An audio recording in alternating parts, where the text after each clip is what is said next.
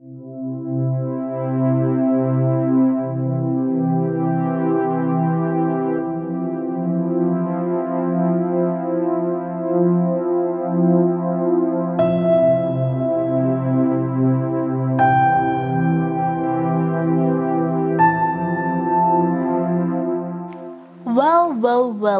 in the words of the late great Nelson Mandela, one of the best ways to build up a child's future is by empowering them to speak up for themselves and stand up for themselves. But of course, their parents, guardians, teachers, and mentors can always take charge and take the ultimate responsibility. But that is something quite different from patronizing them. Our rights as children must include the ability to be ourselves and stand up for ourselves. My name is Natalie Wambui. I am 12 years old, and on this year's International Day of the African Child, allow me to share my thoughts with you on how I envision an Africa that is fit for me. Since the inception of this day almost 3 decades ago, we can all attest to the fact that a lot of progress has been made. Most stakeholders have intentionally worked together to implement a future where all children have an equal chance to live full and healthy lives. Although we still have a long way to go, let us begin by taking stock of the encouraging process that we have made as a continent in improving the odds of survival for our children. For a long time, major infectious diseases among children in Africa was a big problem that costed the lives of so many children. These diseases are the likes of malaria, diarrhea, acute respiratory infections, among others. Over the years, innovation is driving a remarkable decline in child deaths. Since the Millennium Development Goals were adopted in 2000, the rate of decline has accelerated in 90% of countries in sub-Saharan Africa, according to Institute of Health Metrics and Evaluation.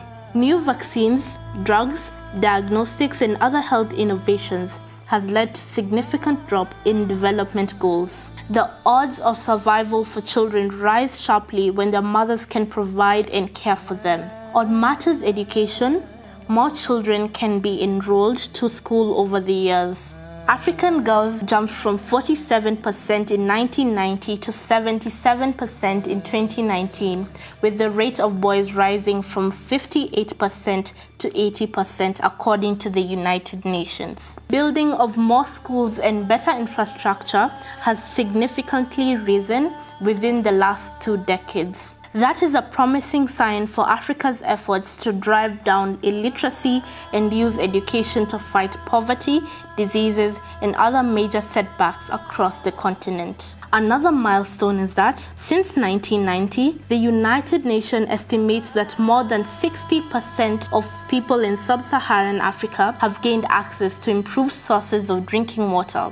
Also, with more access to knowledge, better nutrition is improving the odds of child survival in Africa. Risk factors like suboptimal breastfeeding, vitamin deficiencies, and childhood underweight are on the decline, leaving children less vulnerable to illnesses and diseases. Indeed, all this and many others are reasons for us as children to keep hope alive and be inspired to raise our voices towards realizing an Africa that is fit for all of us. As a young girl born and bred in Nairobi, Kenya, I feel that there are issues we need to confront, address, and be intentional in order to create a healthy future. These are issues, if ignored, can bar children from living their full lives and which will later affect them as adults.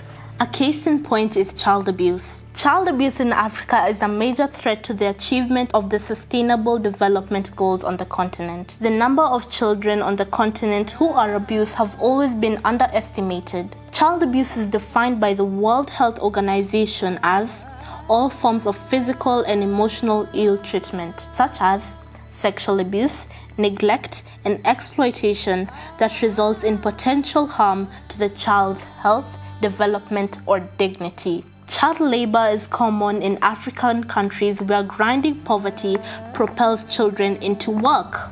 Corporal punishment can be defined as the intentional infliction of physical pain with the purpose of deterring unwanted behavior.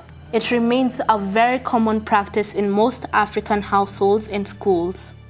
Harmful traditional practices like female genital mutilation is another worrying trend in our continent.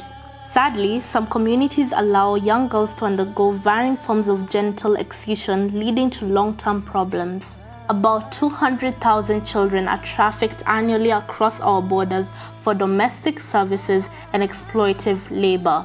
These children experience a high level of maltreatment, physical abuse, and sexual harassment. An Africa Fit for Me should have education of the public on forms of violence and the rights of children. Governments, health sectors, social services, and justice systems should work together to fight this serious threat, not only to African children, but of course to its future adults as well. Now, let's talk about menstruation and how so many young girls in Africa are forced to skip school 1 week in a month to avoid the shame of not having sanitary products. Statistics have shown that periods are one of the most major causes hindering young girls from graduating high schools in Africa. An Africa that is fit for me would look keenly to providing free sanitary products and raising menstrual awareness campaigns in order to fight and defeat the shame and stigma that comes with periods.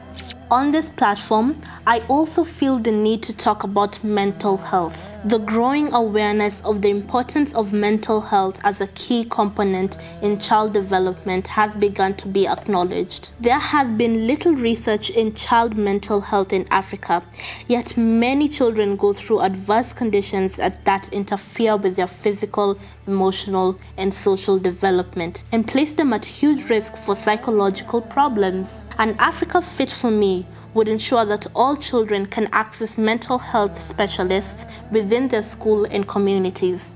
There is no health without mental health, and it's time we became candid on conversations revolving around mental health and wellness. To a topic that is so dear to me, education.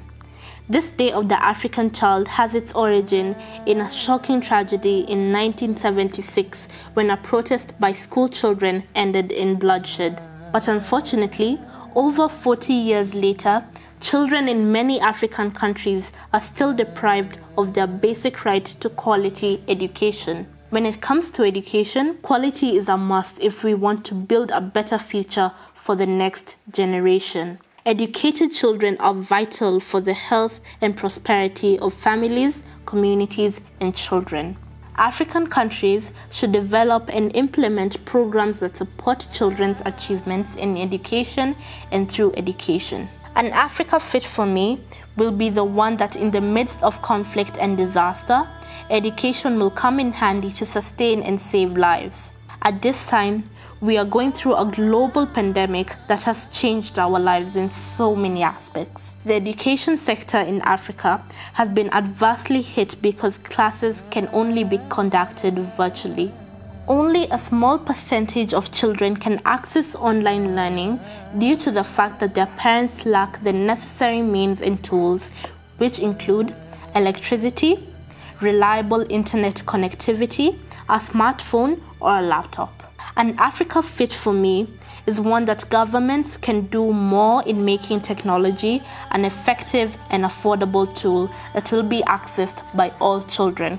Going forward, effective use of technological tools for learning should not just be emergency purposes, but must be a long-term strategy to strengthen learning beyond this COVID-19 crisis. Lessons from this crisis should guide governments in investing in technology and internet penetration for all public schools in Africa.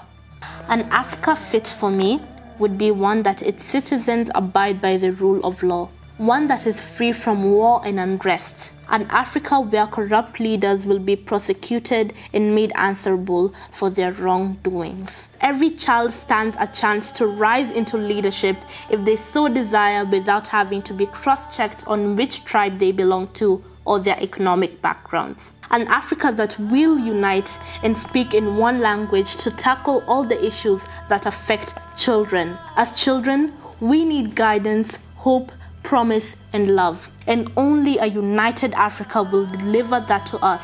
So in return, we need to grow up to become responsible individuals.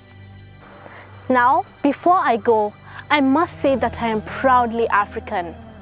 An Africa that is fit for me is one that will teach us to embrace our diversity and embrace our culture. In it, we have our heritage. We are a rich people and we have a lot to offer. So let us take care of our wildlife and our environment as well.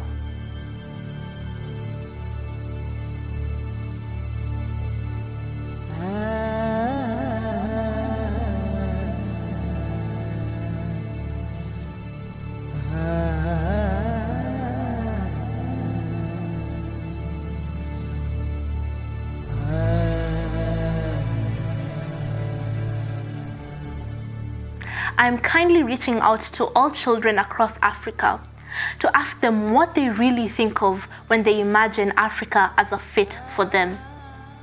I want them to reimagine the words of the late Dr. Kwame Nkrumah. We are not African because we were born in Africa. We are African because Africa was born in us. I want all the children to come out and share their thoughts with their parents and their teachers and whoever surrounds them. It is time we make our voices heard. It is time we become part of the change that will make Africa a fit for all of us. I leave you all with a quote by Susan Gale, and it says, "Life doesn't always go according to plan. Sometimes heading in a new direction can be scary, until you realize you're heading for a new and exciting destination." Thank you.